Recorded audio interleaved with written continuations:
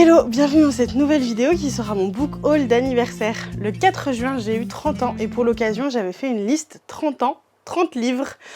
Mes proches l'ont bien respecté puisque entre mes amis et ma famille, j'ai eu tout ce qu'il y avait sur ma liste, ou presque, à 2 livres près. Donc j'ai été plutôt chanceuse et j'ai été très gâtée. Du coup, on va commencer tout de suite parce que du coup il y a pas mal de livres. Et on va commencer par les cadeaux de mon amie Romane qui m'a offert 3 livres. Alors en commençant par Le Royaume du Nord, le tome 1, La princesse étrangère de Virginie Despentes aux éditions Bookmark, collection onirique.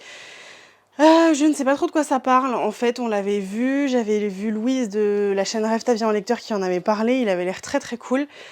C'est une romance, royauté, complot, guerre. Voilà, moi ça me plaît, hein, dès qu'il y a de la royauté de toute façon, et des complots, j'adore ça. Je vais me le garder pour l'hiver, clairement, parce que la couve fait un petit peu plus hivernale qu'automnale.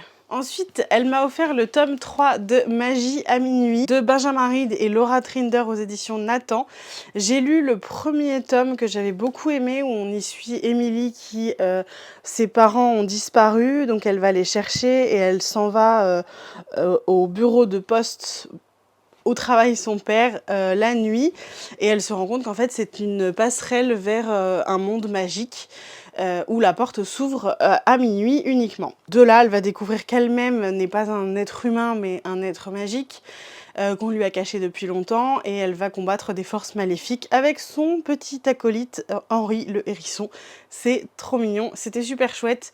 J'ai commencé le tome 2, pas fini, je pense que je vais le lire bientôt, c'est du jeunesse, ça se lit assez vite, mais du coup je suis très contente d'avoir la trilogie. Et enfin le dernier, et pas des moindres, j'étais en train de lire à ce moment-là Kéléana tome 1 que j'aimais beaucoup, elle m'a donc acheté Kéléana tome 2 que j'ai dévoré et adoré. Sarah Jimas, édition La Martinière Jeunesse. Bref, Kéléana, l'assassineuse qui a concouru pour devenir champion du roi et devenir son assassineur personnel. Et voilà, et dans ce deuxième tome, on continue de suivre les aventures de Kéléana. J'adore vraiment cette saga. De toute façon, Sarah Jimas, j'adore tout ce qu'elle fait, je dévore ses bouquins. C'est une de mes autrices préférées. Très très hâte de me plonger dans le tome 3. Ensuite, Morgane m'a acheté 2 livres et un puzzle. Alors concernant le puzzle, elle a pris dans ma liste celui qui me tentait le plus, c'est-à-dire le puzzle Harry Potter et le prisonnier d'Azkaban, qui est mon Harry Potter préféré en film. Je ne l'ai pas lu en livre, il est dans ma palle, je le vois juste ici. Honte à moi de ne pas avoir lu les Harry Potter. Elle m'a aussi pris les tomes 2 et 3 des voleurs de fumée de Sally Green aux éditions J'ai lu. J'ai beaucoup aimé le tome 1, j'ai eu beaucoup de mal à rentrer dedans, mais une fois dedans, je l'ai vraiment bouffé. Et là, j'ai commencé le 1, je suis à 69 pages, quelque chose comme ça. Je devais le faire en lecture commune et puis d'autres choses se sont passées. Bref, mais je voudrais bien le finir. Je pense que ça va faire comme le premier, je vais me mettre dedans, je vais faire une petite pause, je vais y revenir et je vais le bouffer. Donc voilà, et j'espère que ça me fera la même chose avec le tome 3 que je ne vais pas enchaîner puisque j'ai un petit peu du mal à enchaîner les tomes. J'ai besoin d'une pause entre 2 tomes de saga, sinon je fais très très vite une overdose. Et enfin, pour les cadeaux de mes amis, mon amie Peggy qui habite en région parisienne m'a fait envoyer le tome 1 de L'éveil de Némésis, chasseuse de l'ombre, de Laura Muller aux éditions Bookmark, collection Infinity. Décidément, je galère aujourd'hui. Ici, on suit Nina qui s'est réveillée amnésique 2 mois plus tôt. La seule chose qu'elle a, c'est Thémis, sa chienne louve. Elle travaille dans une petite boutique et en fait elle se rend compte dans la ville où elle est et dans la boutique où elle travaille que peut-être il y a un petit peu de magie et de légende dans l'air et à force de se sentir attirée par ça, elle s'aperçoit que peut-être elle-même n'est pas tout à fait humaine. Je vais pas faire un update lecture sur ce bouquin, hein, c'était très chouette. Malgré tout, ça mériterait quelques pages supplémentaires pour présenter faire un petit peu plus qu'une introduction justement. Le tome 2 sort en septembre, donc je pense que je le prendrai et pour le coup celui-là je l'ai lu en une après-midi. Le deuxième cadeau de mon amie Peggy, c'était Alchimia, le manga aux éditions Pika de Samantha Bailly, je ne sais pas trop comment on dit. Samantha et son mari possèdent la parenthèse Tiny House où Peg est allée lors de l'ouverture. Et du coup, on en a discuté parce qu'elle me disait que c'était une autrice. Et je n'avais jamais lu Alchimia, je ne connaissais même pas, mais... et ben maintenant, voilà, c'est chose faite, je vais pouvoir m'y mettre. Il y a 3 tomes, ça faisait un moment que je les voulais, donc eh bien je suis très contente. Pour ce qui est des cadeaux de mes amis, nous avons fini. Nous allons maintenant passer aux cadeaux de mes parents. Je les vois tous étalés devant moi et je maintiens que ma mère a bien craqué son slip. Mais comme elle m'a dit, on a 30 ans qu'une fois, donc... eh bien, j'ai été très gâtée et je suis très reconnaissante. Je vais commencer par une BD. Je n'ai pas le tome 1 avec moi, il est à mon appartement. C'est La Moira de Lilian et Henri Lovenbroek et Raka aux éditions Glénat.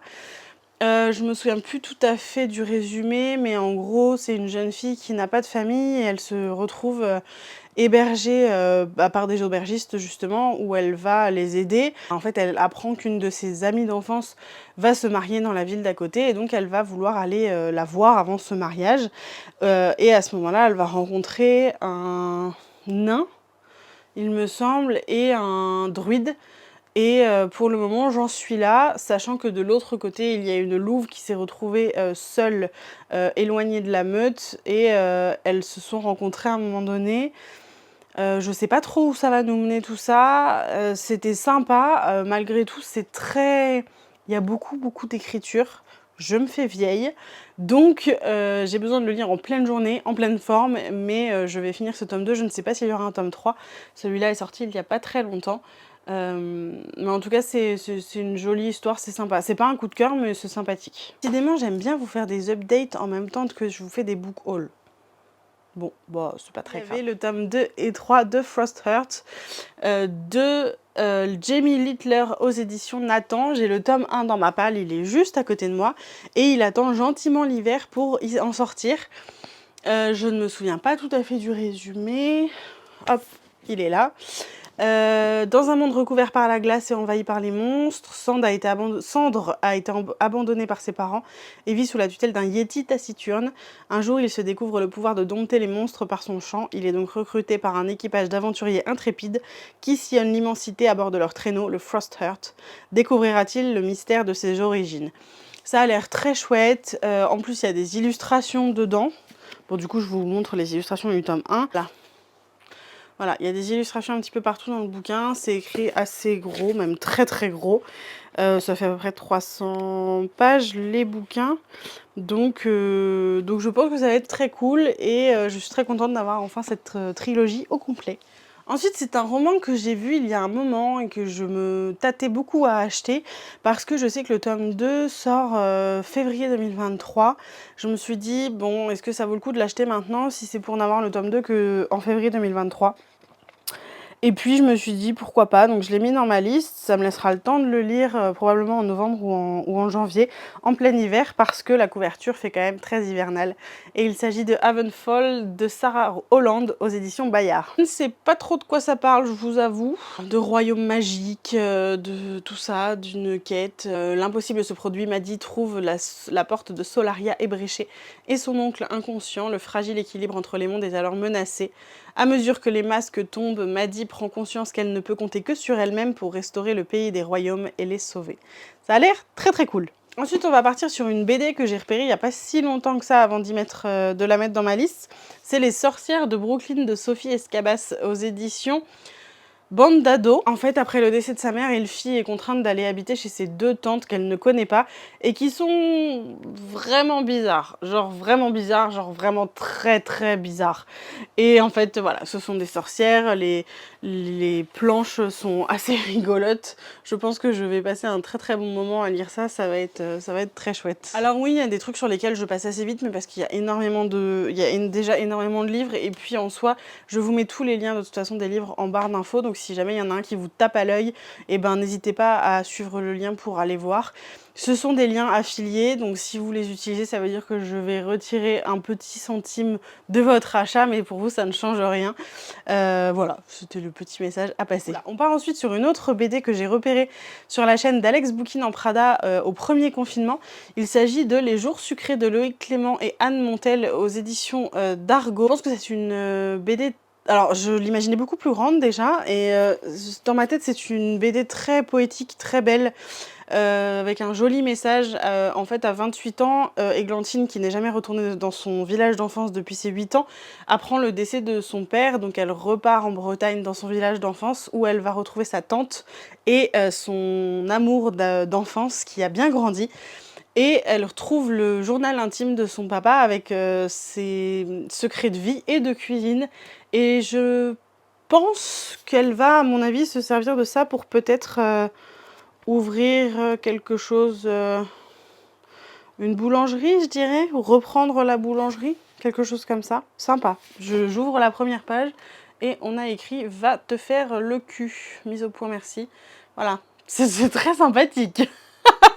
Mais voilà, ça a l'air très très beau. Je vais vous parler de la BD que j'ai eue, enfin c'est plutôt un roman graphique qu'une BD d'ailleurs, c'est un roman graphique, et qui m'a fait pleurer, clairement, quand je l'ai lu.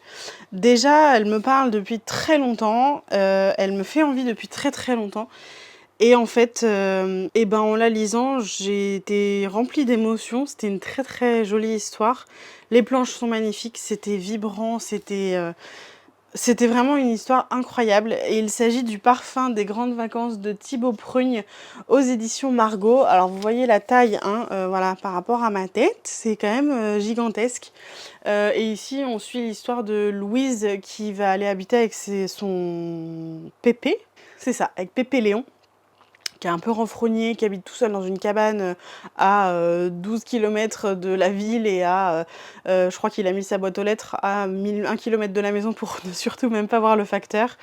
Et en fait, on va suivre leurs aventures. Alors c'est un roman graphique qui est très court mais qui dit énormément de choses malgré son absence de longueur, on va dire.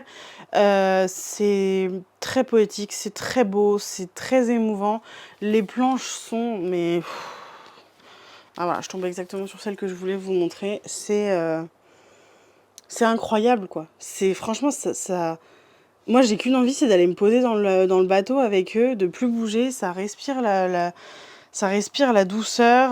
Enfin, c'est vraiment magnifique. J'ai même pas de mots pour exprimer ce que je ressens.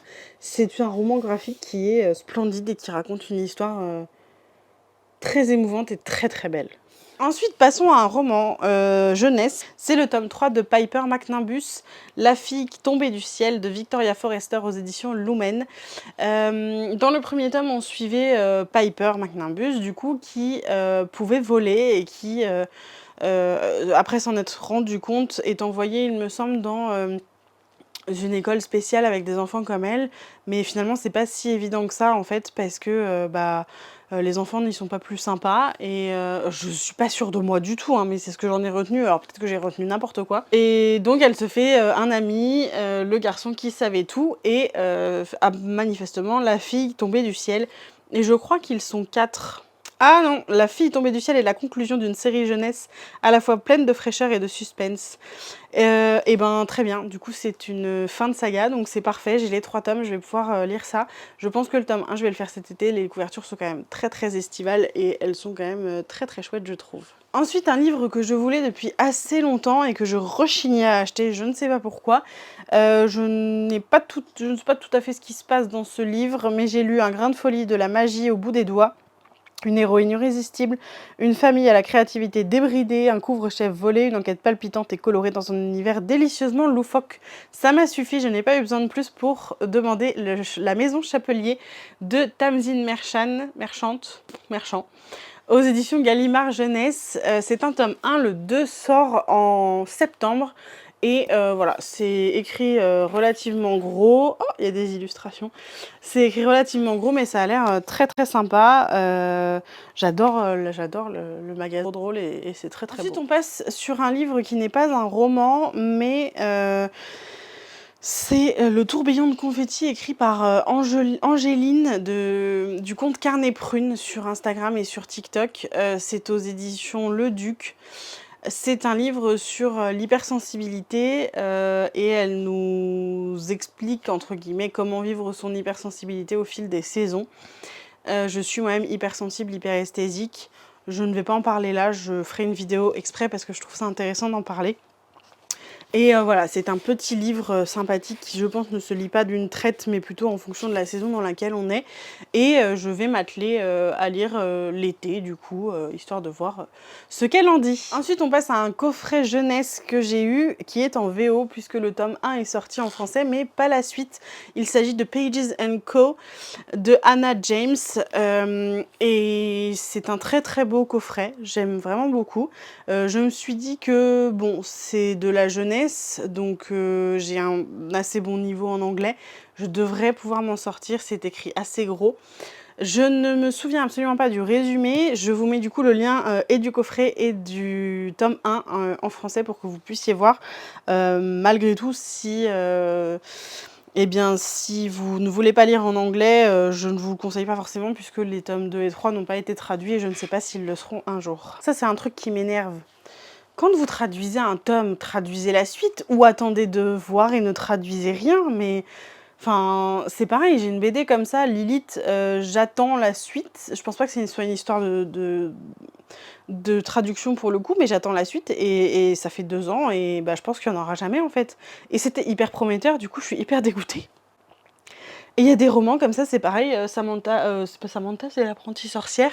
Bah c'est pareil, le tome 2 il est pas sorti en français, donc du coup bah je sais pas, est-ce que je prends le tome 2 en anglais ou pas je trouve que c'est un peu chiant de faire ça, clairement. Ne nous arrêtons pas là-dessus.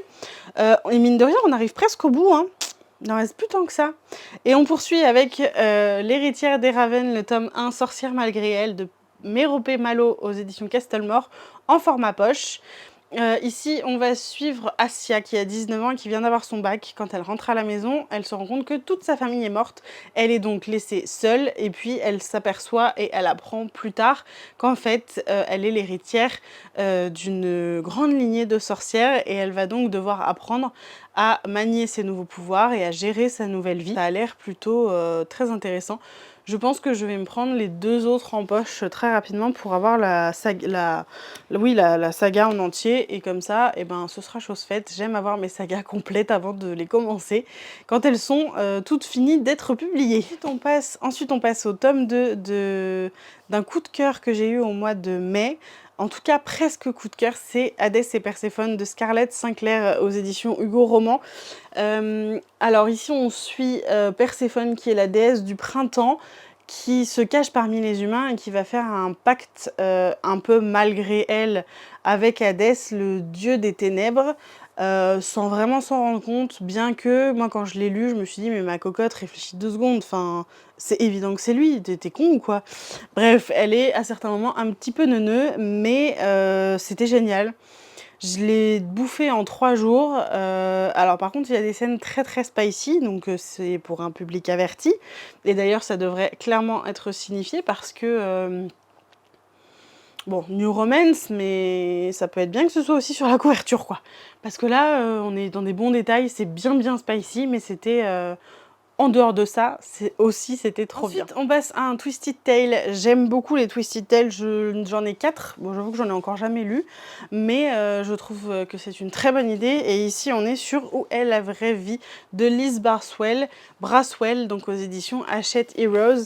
C'est une réécriture de Réponse. En fait, la pierre de lune qui a sauvé sa maman, non, la pierre de soleil qui a sauvé sa maman, qui l'a soignée, finalement n'est pas une pierre de soleil mais une pierre de lune, et donc Rebelle... je vais y arriver. Et donc Réponse n'a pas les cheveux dorés mais argentés, et quand elle chante, il blesse au lieu de soigner. Et ça a l'air très très cool. Ensuite, c'est encore un tome 2, c'est la suite de 200 d'écume et de glace de Alexia Delis aux éditions Michel Lafon. J'ai le 1 dans ma palle, il est juste là, il attend d'être sorti pour l'été, ça a l'air très très cool. Je ne me souviens plus tout à fait du résumé, mais c'est une question de mystère et de chemin de la vérité, de réussir à trouver qui elle est exactement, et j'ai vu de très très très bons avis sur ces 2 romans. Nous arrivons au bout, il nous reste 2 BD et 3 romans. 2 BD et 4 romans. Et du coup, on va continuer avec un Disney de chez Hachette Heroes. C'est Avant minuit, le tome 1 de Modern Princess. Ici, on est sur une réécriture de Cendrillon, je pense, mais moderne. En transposant le célèbre conte de fées dans un monde aussi réaliste qu'enchanté, où il est enfin autorisé de croire ce happy end que tout le monde mérite. Et oui, le personnage principal est une femme grosse qui est représentée ici. Et je trouve ça très intéressant. Ce tome a l'air très très chouette. C'est une histoire d'amour à la Cendrillon, mais avec un personnage féminin gros. Et je ne dirais pas enrobée ni ronde, parce qu'elle n'est ni enrobée ni ronde. Ce n'est pas une assiette et ce n'est pas un chocolat. Elle est grosse et c'est très bien comme ça. Grosse à la base n'est pas une insulte, mais un adjectif que l'on a transformé en insulte. Ensuite, je passe au dernier Twisted Tale de la liste. C'est Renouveau, la réécriture de La Reine des Neiges, que je vais me faire un plaisir de lire cet hiver sous un plaid, dans mon fauteuil, et ce sera parfait. L'avant-dernier roman, c'est Un soupçon de sorcellerie, le deuxième tome. Le premier était Un soupçon de magie. Ici, on suit des sorcières qui jettent des sorts et qui ont vaincu une malédiction pour sauver leur famille. Et le tome 1, je le lirai, je pense, en automne, parce que ça se passe à Halloween. Malgré tout, je trouve que la couverture ne fait pas très halloweenesque, mais plutôt estivale. Donc je trouve ça un petit peu dommage, mais c'est pas grave. Et celui-là, par contre, fait bien automnal. Nous allons ensuite finir les romans avec Les chemins de Sancturia de Jérémy Bem. Et je suis en train de me rendre compte que j'ai oublié de vous en présenter un. Donc Les chemins de Sancturia de Jérémy Bem. Je l'ai vu également, c'est aux éditions Syros, je l'ai vu également sur la chaîne de Louise. Elle a fait une lecture commune quand elle l'a eu sur son Discord. Ça avait l'air très cool, tout le monde a beaucoup aimé. Donc voilà, c'est un petit jeunesse sympa et je pense que je vais passer un très très bon moment. C'est un one-shot qui plus est. J'en ai retrouvé un petit qui s'était caché. Et il s'agit de Cora de Jérémy Bem également aux éditions Casterman. Là on est sur Corazon qui a tout perdu quand elle était petite. On a tué ses parents et on l'a défigurée. Sa sœur à côté est en train de devenir la fille la plus populaire et la plus belle du village. Elle part du coup en exil dans les montagnes où elle est rouvée par et secourue par une vieille femme aveugle qui voit en elle toute la bonté et le courage et les pouvoirs qu'elle a. Et ça a l'air plutôt pas mal. Alors franchement c'est très très court, hein. Ça fait moins de 200 pages, 187, donc ça va se lire très vite, mais je pense que ça va être très chouette. Et d'ailleurs je l'embarque pour ma semaine 7 jours, 7 livres. Pour ce qui est des romans, on est enfin arrivé au bout et maintenant on passe aux 4 romans graphiques et BD qu'il me reste à vous présenter. On commence tout d'abord avec Séance Tea Party de Remena Yi aux éditions Kinaï. C'est un roman graphique sur l'angoisse de grandir, à quel point ça peut être difficile pour certains de passer à l'âge adulte et de perdre certaines personnes ou pas. Et j'ai mis du temps à le vouloir et à l'acheter. C'est assez, ça peut être, je pense, assez sombre à certains moments, mais aussi très intéressant.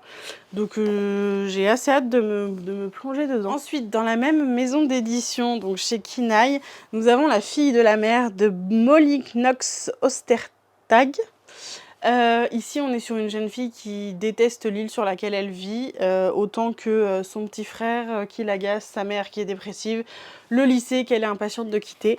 En fait, elle a un secret, c'est qu'elle rêve d'embrasser une fille jusqu'au jour où elle est sauvée de la noyade par Kelty, une mystérieuse jeune fille justement.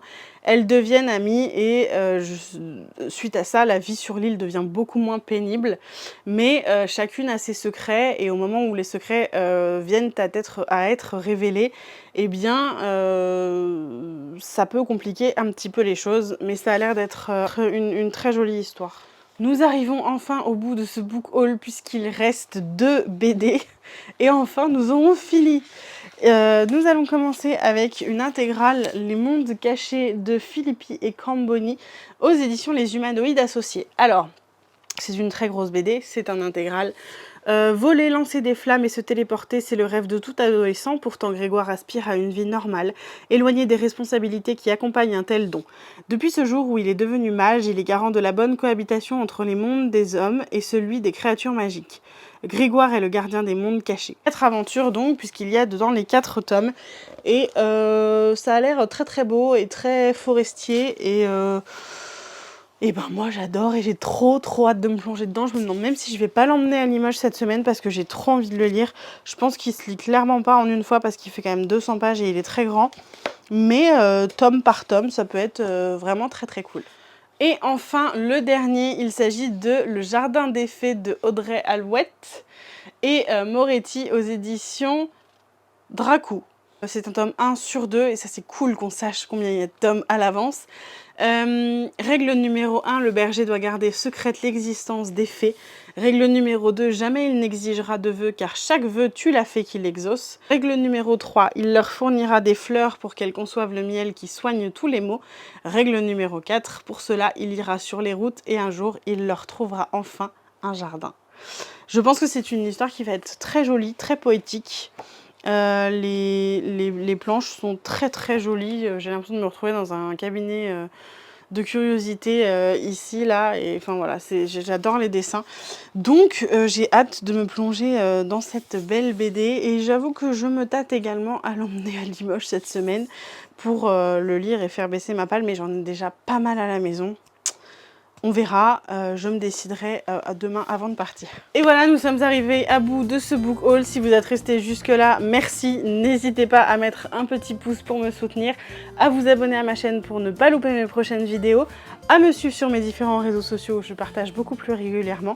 Je vous dis à très vite dans une prochaine vidéo. Je vous fais des bisous. À bientôt. Ciao!